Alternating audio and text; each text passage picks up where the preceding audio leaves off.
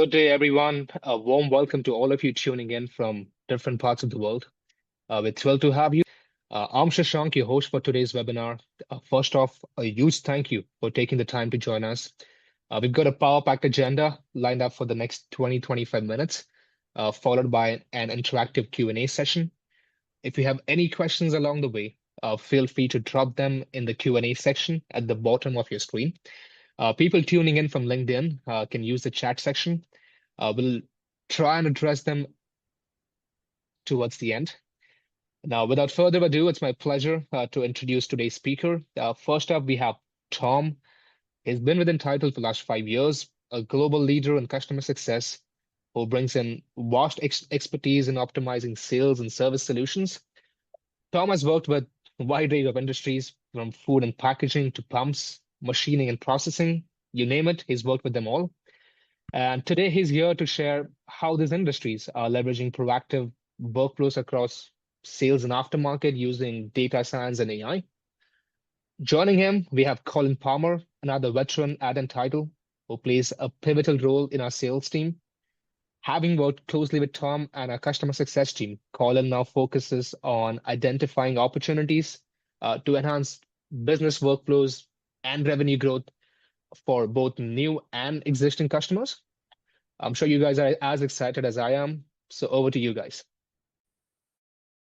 All right. Thank you for the introduction, Shashank. Thanks again for everybody joining us today. It could be in the morning, in the afternoon, or in the evening. We appreciate your support to continue having these different types of webinars to share our industry knowledge. And so today's topic is looking at how OEMs can maximize install base penetration. And really, what we're going to focus on are going to be a few key components. We're going to start off understanding what is install base penetration and why is this whole conversation relevant, and why am I joining this call today? What are some of the challenges in actually achieving this type of sales growth? We're going to look at three critical pillars on actually driving this type of growth. And then Tom's going to anchor off the conversation, give a few customer stories on what he's done to help really facilitate launching their sales. So with that being said, starting off with plain and simple, I put up a simple definition here. Install base penetration refers to the strategy of driving growth by focusing on existing customers who have already purchased your products or services. So in other words, just selling more to the people that you're already selling to, not new equipment to a brand new customer, just focusing primarily on the customers that you have, since there is typically a gold mine within your install base or an OEM's install base. And hopefully that's why everybody's joining us today, is to learn more about that. Looking at the different avenues in terms of generating additional revenue from your current customer base could be through upselling. So selling more to them while they're maybe on the phone, or sending in a quote for particular parts and services and offering them more. So do you want fries with your burger or a drink, or would you like to supersize that? Cross-selling. So for example, you could be a food processing equipment manufacturer, but maybe you also sell packaging as well. So selling to both sides of the business. And then really the key component to this also is just being proactive in general and going out there and finding new business opportunities. And that could be with what we talked about, or additional services and parts offerings. And so I think it's really quite obvious on why this is important for manufacturing companies, and it's also just relevant to other industries as well. But when you look at manufacturing, I can earn a ton of margin over the lifetime of my assets for aftermarket that could outweigh and be more than the actual initial sale of the asset, especially if this thing is lasting 10, 20, 30 plus years. It gives you a good predictable cash flow to let you be able to plan your business out. So if you actually do it right and you work with the engineering team and come up with the asset life cycle and manage that appropriately by understanding when certain parts need to be replaced, you can really fine tune your business and know how and when and where the money is moving for different types of investments, or looking at seasonality. For example, it helps keep your customers closer. It's easier to sell to a customer that already exists. And just another big thing is looking at blocking any type of recession or gaps that might come up within business today. I know everybody's been battling through COVID in 2020 and the supply chain. All of that thankfully is getting better as we continue progressing into this decade. But there's been gaps of people being able to sell parts because they're not selling as much new equipment. And so being on top of IB penetration really is key to helping minimize that gap. And so, yes, you want to sell to your install base, but there's really a lot of common challenges that we see when it comes to actually doing it. It's broken down into really three broad categories when it comes to the infrastructure of an OEM's business. And this is what we hear from different prospects. This is what we've heard from other customers. This is what you hear if you read different types of consulting articles. It's, hey, we have siloed data. Each piece of the OEM's customer story lives in some type of database system. Most likely, it's going to be an ERP system, a CRM.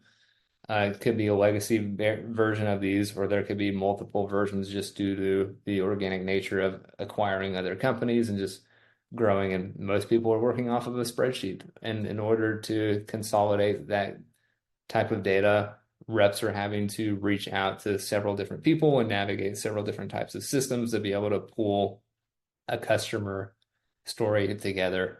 And so that's where this manual processes comes into play is I'm a rep, I submit a ticket, and I want to just understand what kind of parts that I might need to sell to a customer. This could include, and this is coming from a customer story, navigating through 5 different data sets and having to wait for a business analyst to then run it in some kind of dashboard and then give it back to me. And that could take a week or two for something simple. So there's a lot of manual processes when it comes to that, or just developing what are my low hanging fruits, for example, like what kind of equipment can I go upgrade? And then last but not least is the lack of customer insights, which I've kind of been hitting on, but it's really hard for manufacturing companies to know who to sell to, when to sell to, and actually what to sell to. And there's not a lot of analytics out there in the world that are helping them do that. But if you do actually get to a point and you have solved all three of these, there then arises the challenge of change management, which we'll hit on that here in a second, but just having the right team and processes to be put in the place to deliver results. This slide is just the same thing that I just discussed a second ago, but it's just an actual image of what I was talking about. I think this helps resonate with a lot of different people when it comes to looking at it visually. You heard it from an audio standpoint, but same story here. Silo data, a lot of manual processes, and then just scalability doesn't exist to be able to tie all these different components together to be able to tell the story of the customer and then actually be able to sell to them to have an efficient IB penetration strategy. So when you look at it, and if you actually really want to achieve install-based penetration, there's the three pillars of growth. You have people, processes, technology, and tools, just like a lot of other things that come to life, but not all of these are going to be necessarily graded equally. I mean, you hear companies making different types of investments towards wanting to save money or wanting to make more money. But at the end of the day, some of these things are swept under the rug because they weren't put as a part of their major strategy. There wasn't any kind of accountability or KPIs built out into it. And then investments tend to fall short because priorities have shifted elsewhere. And so just working in this industry and working with other manufacturing companies and helping them be able to sell more efficiently to their install base, we prioritize them accordingly. So first, you have to have the right type of people to be able to do this. These are just small examples. You need to have somebody that has a driven sales mind, that their job is solely focusing on selling either parts, services, upgrades, or you can categorize them all. They don't have to be all necessarily put together, to have really that scrappy mentality of knocking on doors and just working through everything. We've seen people try to take their inbound sales reps and transform them into an outbound rep. It hasn't worked out for some of the people we've talked to, and what we've heard in the industry, just because that's just not how they're necessarily wired. So it's important to have that person that can go out and hunt. And then another thing is, don't have your new equipment salespeople sell aftermarket because at the end of the day, they're probably going to continue going towards the trend of selling the bigger item because they want to hunt elephants and not parts. The second is having a process. I've said this a couple times before. It's make this a part of your strategy. Have the executive team lead this from the top down. Is my screen still sharing? Okay, it is. Have it go from top to. Is my screen still sharing, guys? And you see it? Something happened. No, Sohan became the host and it stopped sharing.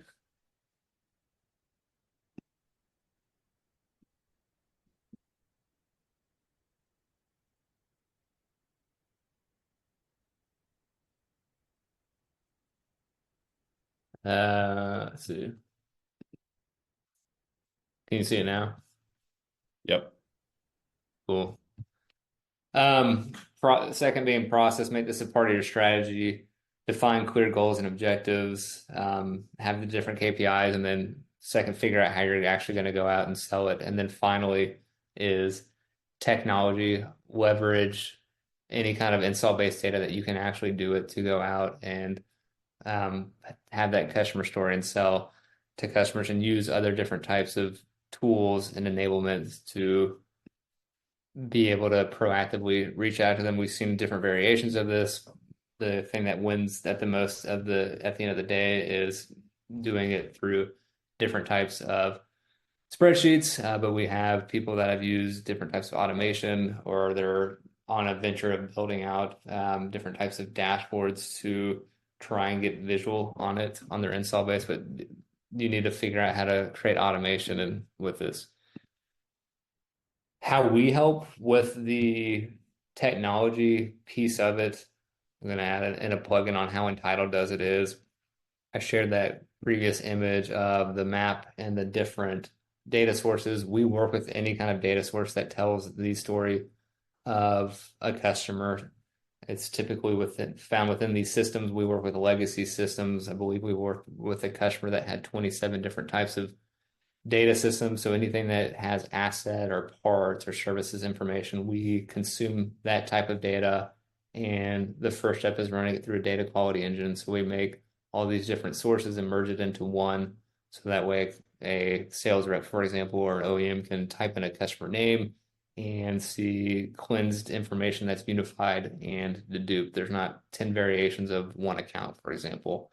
There's analytics that we apply to it to help automate with prospecting, and then there's the actual access piece of it. So we have an app itself that you have a lot of different use cases that you can utilize, seeing the install base, making different types of campaigns, and then using some of the AI that we've built out. And then there's the external application piece of it as well, as we all know that everybody has invested into some kind of CRM. At the end of the day, it's almost 2025. They have other tools that they're using as well. So what we've done is taken or we've invested into different types of integrations to enhance the workflows that people have today so they don't necessarily have to use another platform. And so that's how we do it. We can dive in a little bit more in depth, or if other people have questions about that later on, we can definitely discuss that. Last piece of advice before I hand it off to Tom and he starts walking through different customer stories is you need to know when to advance to move into this style of selling. I've been talking about it throughout, but if you look at the do's, the executive needs to be a part of it. This needs to be a part of your actual growth strategy. You need to actually plan it out and carve out a team that's going to be dedicated to outbound selling and have accountability within it. You are going to need some type of IT resources to help support this. There needs to be clearly defined use cases and initiatives, and it needs to be just as if you were going to sell new equipment. You need to plan out. I'm going to go sell this specific upgrade for this quarter, or I'm going to sell these specific belts, or figure out and create a cadence of selling specific parts and services, and then you need to track and hold people accountable. And so with that, Tom, I'm going to kick it off over to you. Thanks, Colin. All right, so I'm going to take this opportunity now to go through some actual examples of how our customers have leveraged Entitle and their install base data to increase their install base penetration, as well as talk a little bit about what are all the different ways Entitle can be leveraged to help you expand to the customers that you're selling to within your install base. So the first one I want to look at here is what one of our customers did for identifying customers missing a consistent order pattern. And really, their objective of this was to find those customers who maybe are buying less from them, haven't purchased in a while, maybe were buying monthly and now have dropped down to quarterly or annually, and figuring out who those customers are so they could retarget, re-engage them to sell more parts, consumables, or services to these customers. So in order to do this, first we have to work with our customer team, with their aftermarket product manager, as well as their regional sales managers to identify what are the different types of customers that they want to target based on different patterns within their order history, as well as what are some different parts and consumables that are going to be ones that would be worthwhile going after and that their teams can target, and also look at those that they have on hand so that they can sell those quickly to their customers as well. So working with both of these personas, we came up with the use cases of what type of criteria we want to look for within that customer base, looking at those customers again who haven't purchased for a particular time period, looking at customers who have decreased their purchase cycles, as well as just looking at customers who have overall declined in their spend for parts and consumables. So using Entitle, they were able to create a very targeted list with all of these different customer types. And they were able to identify 208 customers that had these different order patterns where they wanted to try and win these customers back or sell them additional consumables based on what they were purchasing before. And this totaled 2.4 million in opportunity. And of this, they were able to recapture and sell to 35 customers and over $400,000 in consumables and part sales to this customers. And from doing this, there's a couple of lessons learned so that we can help improve not only this customer's future campaigns, but also our others, is that they had a lot of lessons learned on why customers were changing their order patterns. Anything from they weren't aware of offerings to they were starting to go to competitors, maybe because their prices were lower. They also found out that some locations had closed business. So from this, they were able to grab a lot of valuable install base information that they could only update their install base, as well as define their strategies and their pricing to help capture more customers and prevent customers from declining in spend in the future. We were also able to help them really capture the success rates of their marketing campaigns and their sales efforts through implementing a process that allowed us to track the opportunities based on the order information that came through from the customers that they were targeting. So we could use the opportunity information along with the ERP data to track the success rates of their outreach to recapture these customers. So Colin, if we can move to the next slide, I'm going to go through another example here. So the next example I want to talk through is about a customer using our parts predictions and recommendations. So their objective was to sell more parts and consumables to their customer base, but they have very complex equipment and they want to make sure that they're targeting the customers with the right parts and consumable offering based off of the equipment that we own. So in order to make this successful, we again had to work with the customer service team, as well as the aftermarket and sales team to understand what are the different categories of parts and consumables that we should target for their install base. We also had to have the data to support this, which was things like the bill of materials to understand what parts went on what equipment. And using Entitle's algorithms, we're able to look at the equipment a customer owns at their location, understand buying behaviors and replacement rates for those assets, and then from that, create opportunities for specific parts that actually go on their equipment that they need to purchase for upgrading their equipment or maintaining their equipment, or things that they might need to have on hand in case of breakdowns as well. So from this, we create a very targeted list that could be passed on to their sales team, their service team, as well as their aftermarket team. And they were leveraging this information to reach out to their customers with more of an account plan to say these are all the different parts and consumables and different things that you should either be purchasing for your equipment that you're due to purchase, or that you should have on hand so that you can ensure you have the right parts when you need them to keep your equipment running efficiently. So from this, just within the first month, they were able to close $40,000 in part sales, as well as have $110,000 quoted for their part sales as well. And there were a couple of lessons learned from this as well. One was just looking at parts that have been purchased in the last 5 years. So you want to make sure that they're going to be relevant parts to sell to these customers, making sure that there's not newer part numbers for those, and really targeting the right parts to sell these customers based off of things like in stock and availability as well. And then lastly, the bill of materials is highly important when selling to customers with very customized equipment to ensure that you're reaching out to them with the right part offering that can be sold to customers who own that equipment as well. So Colin, if we can flip to our next slide just to go through our last example.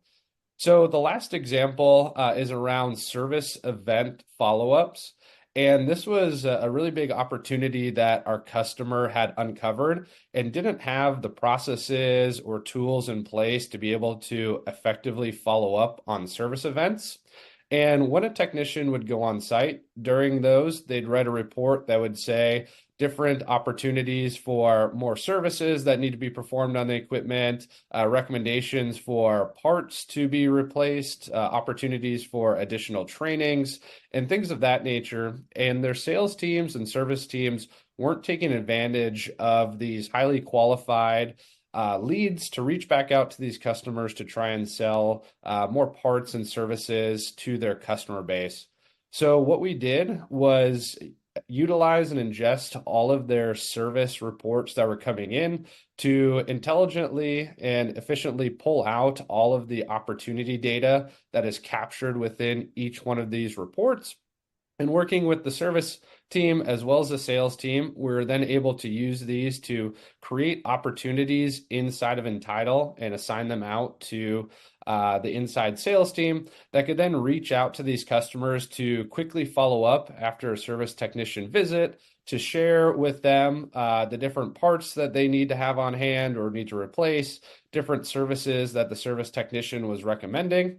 And from this, we saw that 60% of customers actually purchased additional parts and services from these follow-ups because they really trusted the service technician that was on site. They know that these were services or parts that were identified that need to be replaced in order to keep their equipment running. So they had a really good success rate with this as well. And there were a couple of lessons learned from this as well, is that having the service reports is actually something that's really helpful for the sales team to be able to follow up on these opportunities. So we were also able to then attach these to the location. So the service follow-up, the inside sales rep not only knew what they need to follow up on, but also had the full report so they could reference that and use that to help increase the sales with their customer base. So with that, Colin, if you want to flip to our last slide. So those were just kind of 3 examples of how our customers leverage Entitle to really increase their install base penetration. But there's a lot more use cases that our customers use, anything from business or sales leaders to the frontline sales, targeting things like warranties, service contracts, modifications, upgrades, driving use cases through marketing to really reach out to your customers at the right time with the right offering, as well as really increasing your service technician efficiency, as well as their ability to target more customers while they're out on the road as well. So with that, we can flip to our last slide. I just want to take a time to thank everybody for joining here today. And I believe we had a couple of questions come through. So we'll take those questions now.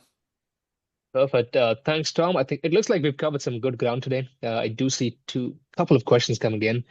Let me start with this one first. It says manual analysis often leads to missed upsell and service opportunities. How can automation and AI help identify these potential opportunities faster and more effectively? Mm-hmm. Yeah, that's a great question. Thanks, Shashank.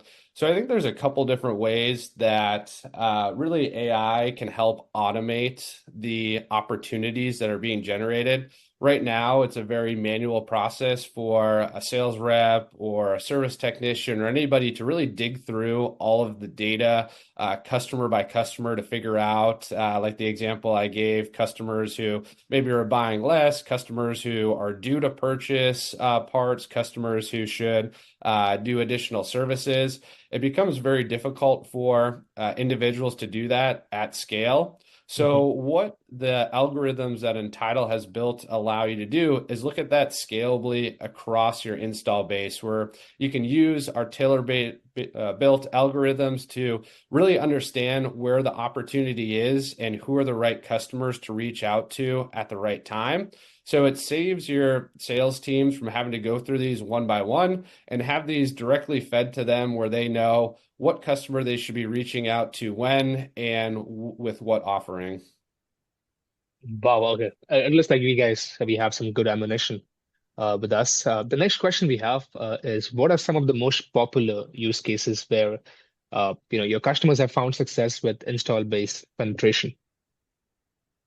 Yeah, that's another great question. And I think this really varies customer to customer because of how different customers are set up, from how they go to market with parts and consumables, as well as the different equipment that they sell to their customer base. But often, when working with our customers during the implementation and helping them kind of identify different use cases they can leverage with Entitle, we find that there's a lot of kind of low-hanging fruit where we can help them use tools to be able to effectively target their install base. So this can be as simple as things like warranties coming up for expiration. They don't currently have a process to target those customers. There isn't a process to be able to identify customers who are drifting. They don't know who has what equipment and has purchased what historically, so they can use that to identify who are the right customers to reach out to. So there's a lot of different ways that using a tool like Entitle can help create automation within your sales process. And those are really the best value drivers out of the gate for customers once they start leveraging Entitle. Oh, perfect. Thank you so much for that, Tom. It looks like that was the last question.